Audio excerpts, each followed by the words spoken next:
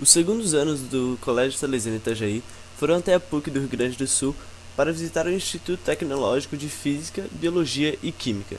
Para isso, agora nós estamos realizando um vídeo para explicar os experimentos que a gente viu e a experiência que a gente teve. Então segue o vídeo. Neste experimento, a pessoa deve sentar na cadeira e apertar o botão vermelho que tem ao seu lado. Para começar o experimento, você deve pegar a mangueira e tampar com a palma da mão para controlar sua subida. Para descer, basta tirar a mão da boca da mangueira. Isso acontece pois a força produzida pela diferença das pressões sobre as superfícies interna e externa do cone é suficiente para levar uma pessoa.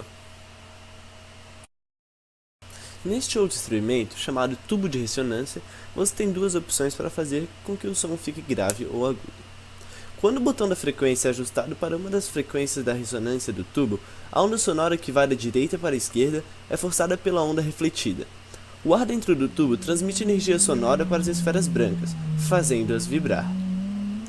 Quanto mais elevada for a frequência de ressonância, maior será o número de pontos de acumulação de esferas brancas. Os lugares onde as esferas se acumulam denominam-se nodos.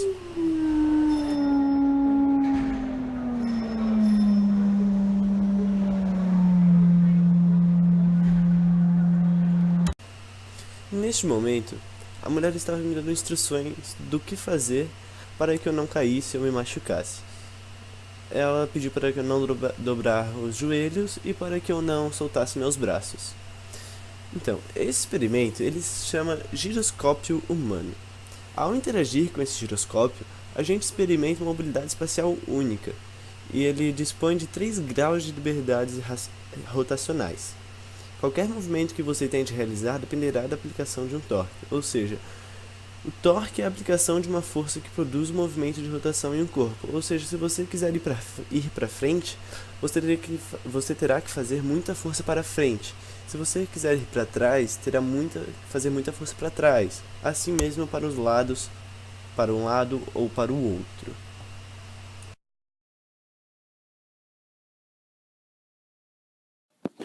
O seguinte experimento realizado pelo nosso grupo foi o pêndulo da coragem.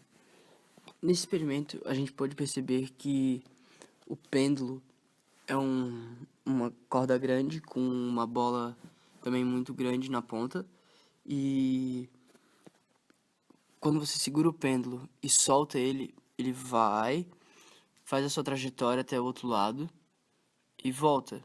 Só que quando ele volta, ele não volta à mesma posição inicial. Ele volta com menos intensidade, ele fica um pouco mais afastado da onde ele foi solto. Ele não chega aonde ele foi solto, no ponto inicial. E isso acontece por quê? Porque quando o pêndulo é solto, ele atrita com o ar na ida e na volta. E esse atrito faz com que o pêndulo perca sua velocidade e um pouco de força, o que faz com que ele não volte à sua posição inicial.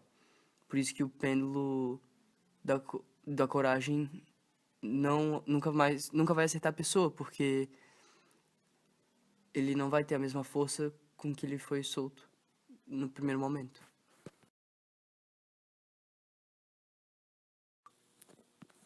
Então, um outro experimento realizado pelo nosso grupo foi o experimento chamado No Mundo da Lua. Nesse experimento, um dos componentes do grupo sentava numa cadeira que estava presa a uma série de molas, e essa cadeira dava a sensação de que nós estávamos andando na Lua.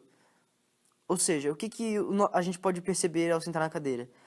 A gente precisava realizar muito pouca força para pular muito alto. Mas e então, por que isso acontece? Nesse caso, a gravidade da Lua é 6 vezes menor do que a gravidade da Terra. E o nosso peso é... A gente pode calcular o peso pela forma peso igual a massa do nosso corpo vezes a gravidade.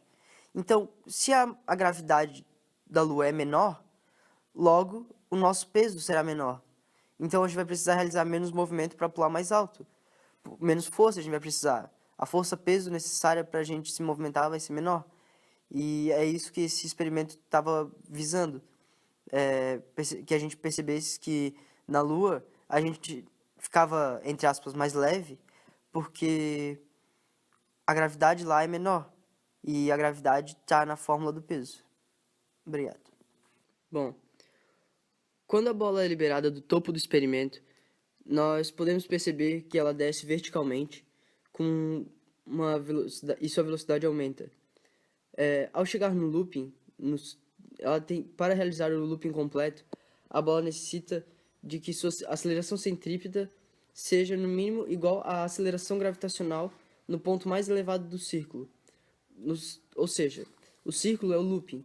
Então, a aceleração centrípeta que a bola tem deverá ser pelo menos igual à aceleração gravitacional no topo do looping. Porque se a aceleração centrípeta não for, a bola vai cair e não vai completar o looping completo. Então, naquela altura e com o peso daquela bola e o comprimento daquele looping, a gente consegue ver que a bola realiza o looping com perfeição todas as vezes, porque a sua aceleração centrípeta é ou igual ou maior que a do looping. O experimento da bobina funciona através da eletrização do corpo da pessoa que a toca.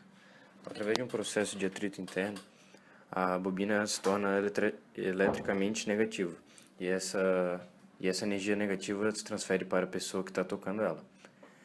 Sendo as duas, tanto bobina quanto pessoa negativa, elas vão se repelir, fazendo assim o cabelo da pessoa que a toca se repelir da bobina e levantar. Então a Manuela colocou as mãos, pode colocar. Depois que a Manuela colocou as mãos, ela não pode tirar mais, tá? Isso serve para todo mundo que quiser participar. Vai tirar as mãos só quando eu autorizar, tá? Colocou as mãos, não tira mais, tá bom? Deixa as mãos no gerador. Balança bem a cabeça, balança. Balança mais.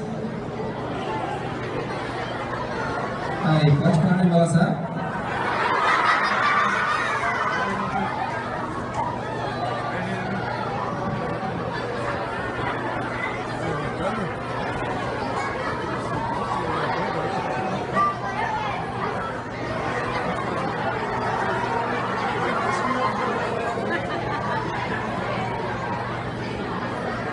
Olha, dá uma olhada aqui pra frente.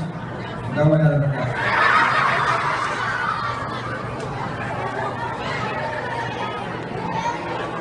Pode tirar as mãos. O pêndulo consiste em uma quantidade de massa presa por um fio a um pivô que permite livre movimento desta massa.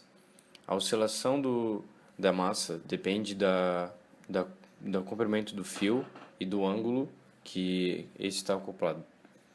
Em um ângulo menor que 15 graus, como o ângulo do pêndulo do experimento na PUC, a força de atrito é muito menor que a força de restauração causada pela gravidade que permite a continuação da oscilação no pêndulo. Sendo assim, o movimento do pêndulo será muito prolongado, mas não infinito.